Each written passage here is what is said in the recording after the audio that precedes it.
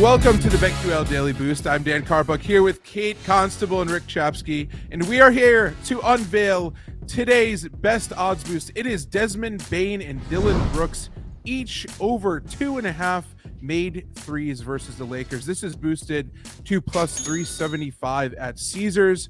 Well, Bane went 4 of 9 from 3 last game. He's gone over this 2.5 3 mark in half of his last 8 games, and now with Ja Morant out, I expect him to be the go-to scorer here. And volume will be there for Dillon Brooks also. They'll need his scoring. Hopefully he doesn't punch anyone in any inappropriate places. Hopefully he stays away from the technical fouls. And hopefully he just chucks 10-plus shots from deep. I think the volume is certainly going to be there for both of these guys. I wouldn't be shocked if both of them had double-digit attempts from beyond the arc in this one. And at plus 375, you just need... if they 3 of 10, that's all we're asking. 3 of 10 from both of these guys. What do you think, Kate?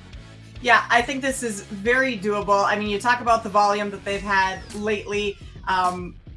Dillon Brooks, or Desmond Bane rather, 9 threes in his last game, 7-1 before that, 9 prior to that. So like his numbers are up there, and add in Ja Morant not being in. I mean, even Steven Adams not being in. I know Steven Adams isn't out there shooting a ton of threes, but they're going to have to score from different areas on the floor tonight because they won't have that inside presence.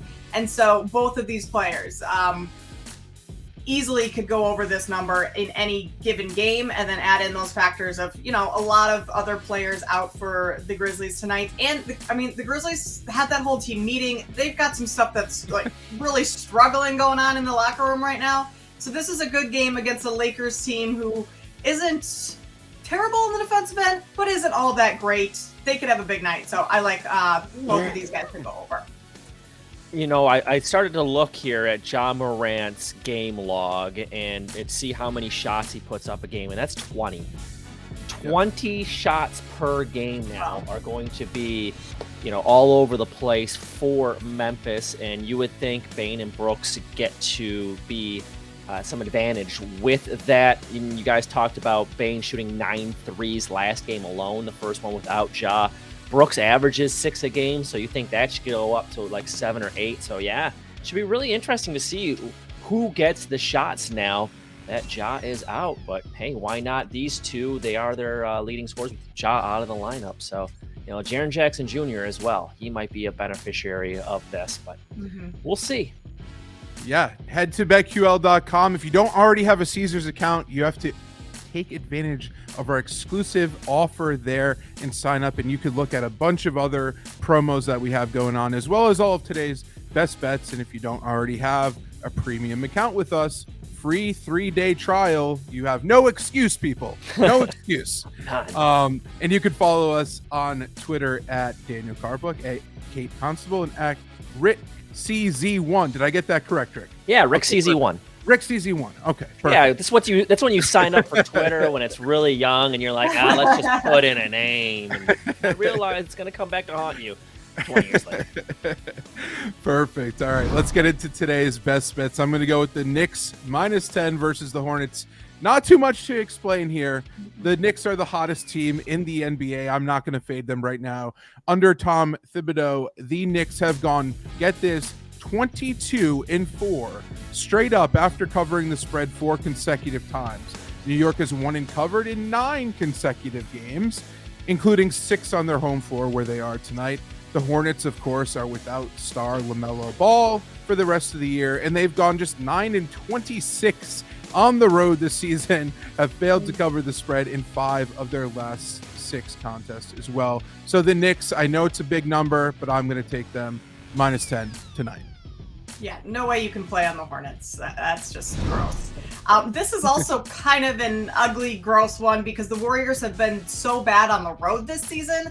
But I'm going to take them at -4 against OKC tonight. They've kind of had their way against the Thunder this season. They've won each of the first 2 beatings. The first one by 8 in Oklahoma. Second one by 27 at home.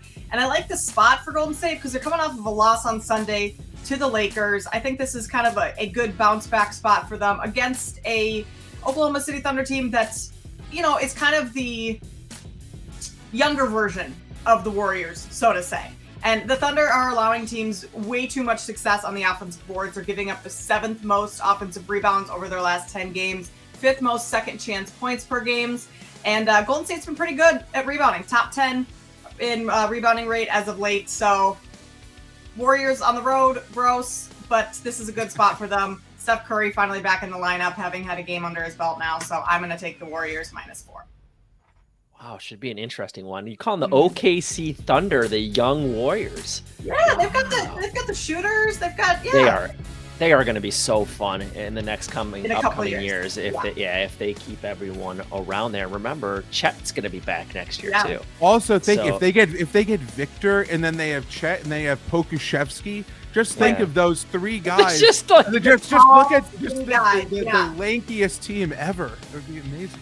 Oh man, that would be fun to watch. Just like 3 skinny 7-foot dudes that all play point guard. It's an unbelievable team there in OKC. I really hope they make the playoffs. Let's see if they can make a little push here and make it at least get into that play-in game. So I'm going college basketball. You knew that's exactly where I'd be headed here. And today starts everything, guys. We have college basketball games early and all day long.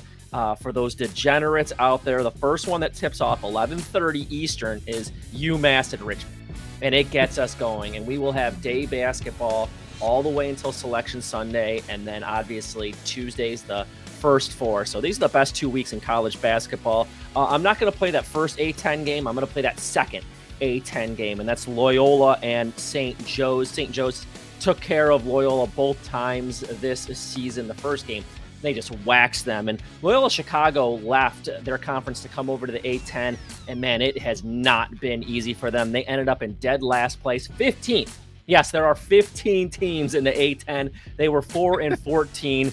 Drew Valentine totally redid his roster. He had 7 guys leave. He brought in transfers, and it just hasn't worked out. They had a player leave midway through the season, and they turned the ball over a lot, guys, and that's been their big problem. 332nd in the nation in turnovers at 15 a game, and St. Joe's did that to them the first 2 games, 19 turnovers, and then 16 in the second game. So I don't know why this line keeps slipping down. I think it's because of St. Joe's has a couple of guys injured in their front court, but I'm still going to take St. Joe's over Loyola, and it's only a half at some places right now. So it's almost even. You can just take the money line if you'd want. I absolutely love it. I love it. Good luck tonight, everybody, and we will be right back here tomorrow for another stellar odds boost.